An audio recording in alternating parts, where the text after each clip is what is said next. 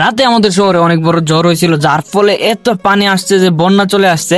আর এই পানি ধীরে ধীরে শুধু বাড়তাছি। এই জন্য আমি আর আমার ফ্রেন্ড যাবো কোনো একটা সেফ প্লেসে, মানে কোনো একটা উঁচা জায়গায় যেতে হবে যেখানে পানি পৌঁছাতে পারবে না। আর সবার আগে তো যাবো পুলিশ স্টেশনে, যায় দেখি একটু যে তারা কি করবে এই পানি কমানোর জন্য, নিয়ন্ত্রণ করতে। আর আবে ভাই সাহেব, আমি তো ভুলেই গেছিলাম আমার বাড়িতে একটু উঁচা আর রোড তো নেচা, যার জন্য এখানে আমার কার গেছে আটকায়া।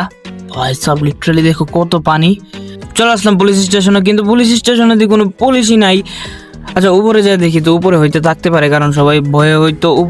উপরেও কেউ নাই ভাই সাহেব। তার মানে কি সব পুলিশ, সব মানে মানুষ ছিল যারা মানুষ, তারা সবাইকে আমাকে ফালাই দিয়ে গেছে কোনো জায়গায় সেফ প্লেসে।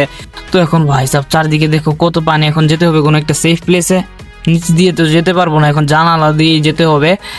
সাতটায়া কোথায় যাবো আমার তো মাথায় ঢুকতেছে না, কারণ চারদিকে শুধু পানি আর পানি। তো ভাবতেছিলাম আমার মাথার মধ্যে তখন একটা আইডিয়া আসলো যে একটা হেলিকপ্টার আছে এয়ারপোর্টের মধ্যে, দরকারি সেটা এখনো পর্যন্ত পানির নিচে যায়নি। তো চলে আসলাম এয়ারপোর্টের মধ্যে, কপাল বলো এটা এখনো পানির নিচে যায়নি। তো সামনে আছে প্লেন, হেলিকপ্টার। তো এখন এটাকে ওরাই, দেখি কোথায় যেতে পারি।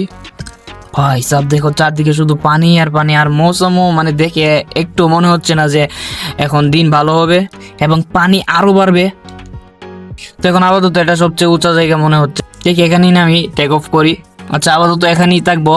এখন বৃষ্টি একটু আবে, আরে তুই আমাকে মারতেছিস কেন? আরে আমরা না ফ্রেন্ড, তুই আমাকে মারতেছিস কেন?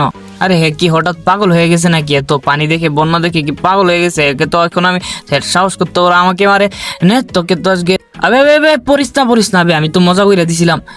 এখন কি করবো, বাঁচাতে তো হবেই, কারণ ফ্রেন্ড, এখন আমাকেও জাম দিতে হবে। তো জাম করে দিলাম। ভাই ভাই সাহেব এখানে 3টা শার্ক। ভাই সাহেব এই শার্কগুলোর মধ্যে আছে, এখন কি বাঁচাতে যাব না বাঁচাই, কারণ ফ্রেন্ড। তারপরে এটাকেও মেরে দিলাম, আরেকটা বাকি আছে, সো এটাকেও মেরে দিলাম। সো আমি একটা স্পিড বোট দেখছিলাম কোথাও, এখন ওইটার কাছেই যেতে হবে। সো চলে আসলাম স্পিড বোটটার কাছে। তো এখন এটাকে উপরে উঠে যাব, এখন সরাসরি ডাইরেক্ট পাহাড়ের উপরে। সামনে যে পাহাড় আছে, ফ্রেন্ড উঠ, তোর উপর তো এখন আমার ভরসা নাই, না জানি কখন আমাকে মারা শুরু করস। তো গাইস পাহাড়ের কাছে আস্তে আস্তে রাত হয়ে গেছে, আর পানি তো ভাই সাহেব শুধু বাড়তাছে আর বাড়তাছে। যাই হোক পাহাড়ের উপরে তো চলে আসলাম, এখন এখানে শুধু ক্যাম্প করব।